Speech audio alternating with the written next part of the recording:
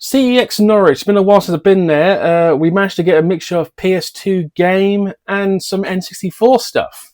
Let's see what we picked up this time. Welcome to PS2 Mini Games. PS2 Mini Games.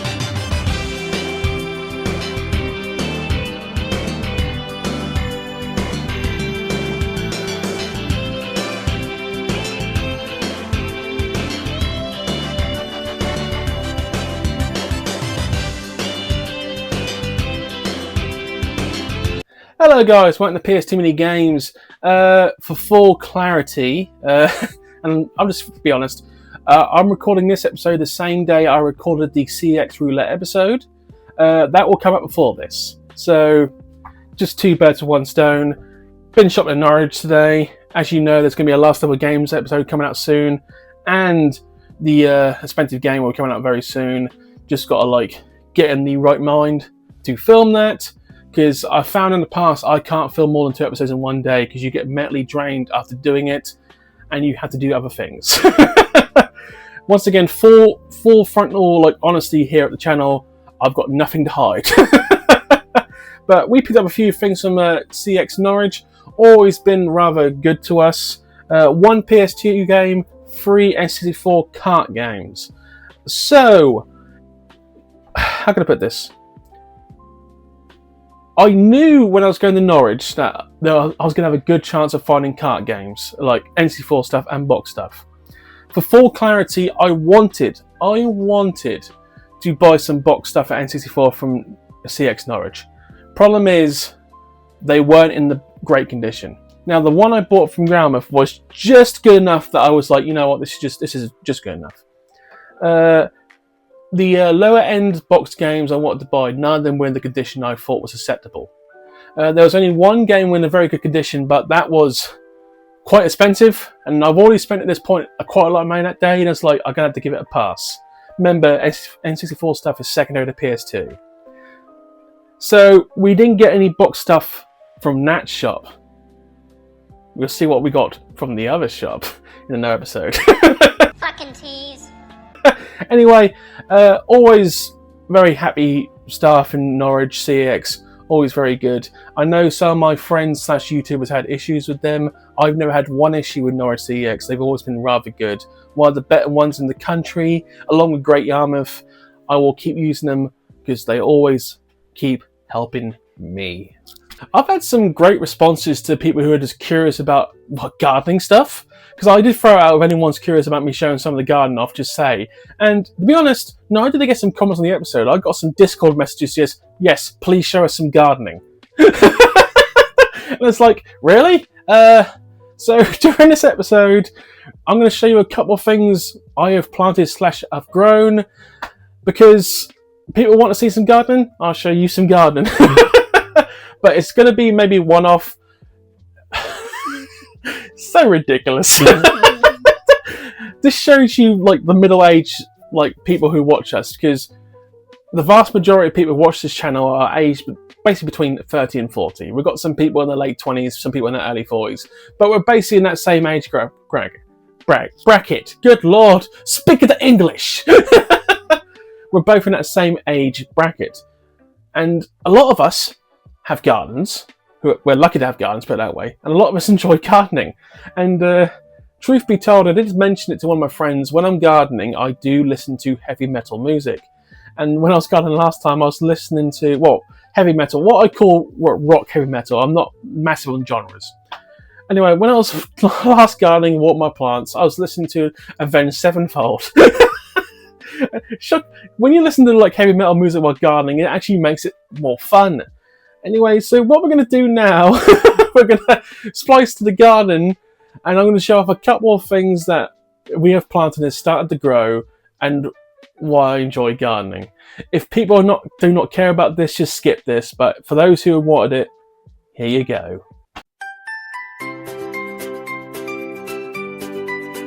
In the garden where the sun shines bright, with PS2, many games we plant with delight. Green thumbs grow as we dig and sow. Under the sky, our spirits glow.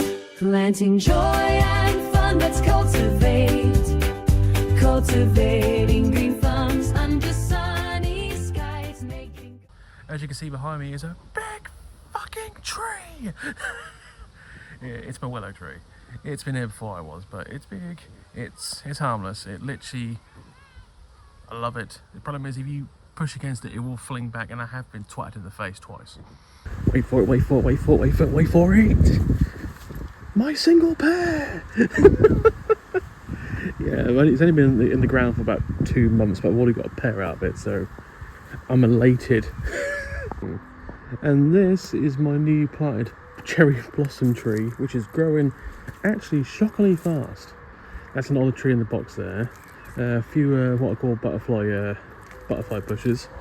Quite a few of them. Sunlight's not great, I can't help that. And over there, I don't know what the name of that bush is. That was here when we moved in, but I love it. And I don't know why I decided to put lavender lychee in a random patch, but the bees like it. That's all that matters about it. And actually, it's one of the things that I've actually maintained quite well. Next door's tree. Actually, I've got a lot of trees. 2 apple trees over there, 2 pear trees. Yeah, good stuff. Anyway, we're back in the games room. For those who didn't want no part of that, I'm sorry, but just give some people what they want. So what we're going to do, we're going to throw a commercial in now, and then on the other side, we will get through the 4 things we picked up from Norwich CEX. See you on the other side.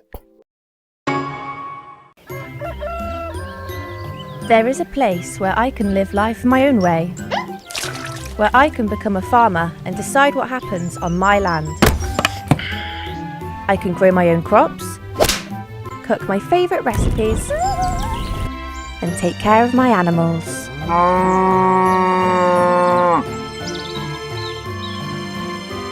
Harvest Moon, all the fun of the farm and none of the stress. And we have returned. For those who didn't care for the gardening, I apologise. For those who wanted it, you're welcome. And let's just get through get to the games. Now, the PS2 game I picked up was a game where I swear I owned it, but what I actually didn't realise is I had the Platinum version, I think, because I swear I owned this, but when I did the configuration, it wasn't there. And then I never played this game. Well, I have, but I've never played it properly. But anyway, I finally had the last Harry Potter game I needed, Harry Potter and the Half-Blood Prince. A shockingly expensive game for a Harry Potter game, but I'm sure it's half decent. But obviously it was released in, 2009? Really near the end of the PS2 lifespan. So probably that's the reason why it's expensive. It's probably not as common as the rest of the Harry Potter games. But obviously the Harry Potter franchise made absolute millions of pounds. And obviously everyone who acted in it did reasonably well. Sadly, half the cast are not here anymore. Michael Gambon as Dumbledore is gone. Obviously, Alan Rickman as Snape is gone. I'm on a mental breakdown. I think it is Snape. Jesus Christ. I've read all the books too.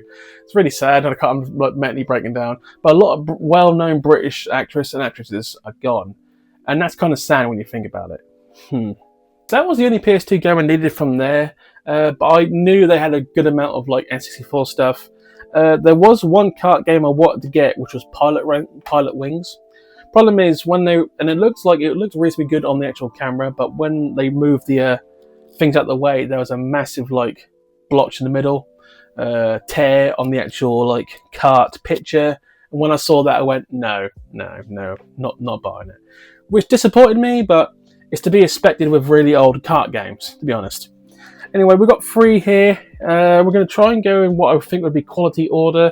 The first one, a game which I think I owned on PlayStation 1 or had it at some point, South Park.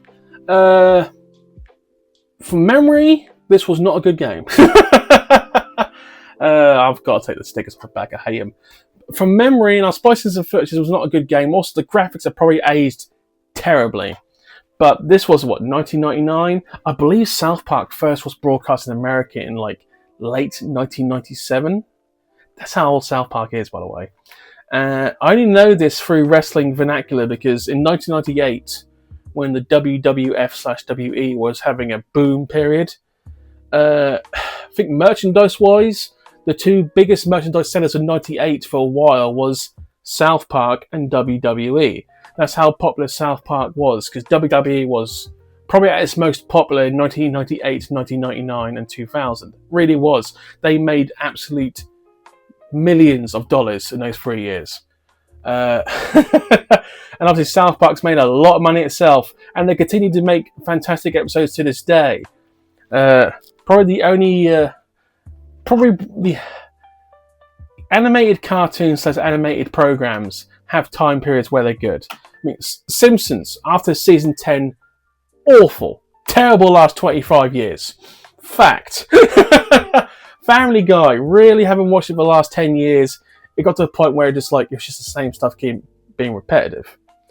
Futurama had a good run, but obviously that stopped now, so I found Futurama was better than Simpsons for a long time. Rick and Morty is still going reasonably strong. That's because they've actually got a progressive story and it actually makes sense, and it's so ridiculous. Apart from obviously the actors had changed because he was basically a nutcase. There's been nothing wrong with Rick and Morty kind of thing. But South Park's been that one program where they will always give their opinions. People might find them offensive, but at the end of the day, that's your choice. I've never found anything offensive they've done. And they're not afraid to criticise things that should be criticised. like Prince Harry, for instance. They nailed that on. I'm not a fan of the royal family. Never have been. I think our king is a tit. But I don't like Prince Harry or Meghan Markle. I both think they're attention seekers who, if they weren't royal, Well, actually, no. No, Meghan Markle was like a C-grade actress. She might have got into like some like Hallmark films in her later life. The really terrible ones you find in great movies. But Harry, if he wasn't a royal family member, he would have struggled in life. Let's put it that way. Anyway, South Park game, probably average.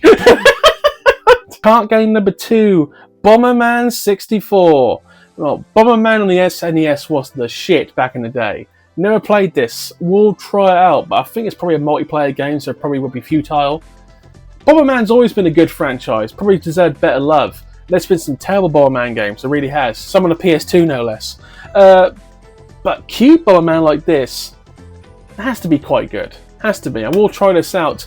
Never played it, so I can't give a real opinion on this. I'll splice in some footage, obviously, but we'll actually try this if it's got a one-player system. But Bomberman pretty much was made for multiplayer action. And to this day, if you're lucky enough to have friends willing to play an old-style console with you, you probably can get some fun out of it. Especially if you bring alcohol into the mix. Oh my god, yes. Alcohol makes games more intriguing. Alcoholic Mario Party. That's when things get real. Especially the original one where you were hurting your hands. Now, I've got to be honest, this last cartridge, I just realised there's some colouring issues. I didn't even notice it until now, it's my fault, but I might get another version. But Perfect Dark on the N64 was, and still is, a very good game. Made by Rare. This was that time period where, like a 3-4 year period where Rare was literally making bangers after bangers. What I mean is, look at the back of that cartridge. That's some serious yellowing, because there's no yellowing there, but there is yellowing there. So, but I can find some kind of like alcoholic gel. I've seen it online. I know I can clean it if I find the right chemicals and leave it overnight. I'm pretty sure you can do that. Remove the labels, but that yellowing is a bit interesting. If I saw that earlier, I would not have bought this. But Perfect Dark, I would dare say a phenomenal game. A game I will play again. I've played it. I've emulated it at one point in my life. But yes, this is one of the N64 games that actually made it a good console. It probably was on other consoles, Perfect Dark, but I don't remember it being on other consoles. I could be lying through my teeth. But I don't remember that. But anyway, there's 3 more carts for the N64 collection. When I actually start creating the N64 room, which I really should start getting on, I've got to work out how I'm going to do it, how many shelves I'm going to need. It's going to take quite a while to do. It really is. But for the meantime, I'm going to put them on the side for like storage purposes, organise them beautifully, which I can do. So we are making progress on that too. That's pretty much for this episode. It's not a massive episode, just a bit of a funsies one. The bigger episodes will be in the next 2 weeks, so I'm going to look forward to creating those. Anyway, thank you for watching. Please comment and subscribe. Fun times at the channel at the moment. Norwich game market is still looking a bit iffy, bearing in mind it's the same day I recorded the last episode, so you know that to be true. The N64 stuff, I'm very happy I started doing this. I needed this. I needed like a side project while trying to find some of the games. As you saw in the last episode, 1 out of 5 for CEX Roulette really tells you how much I'm struggling to find certain games at the moment. Anyway, thank you for watching. Have a good day. I'll see you later. Bye.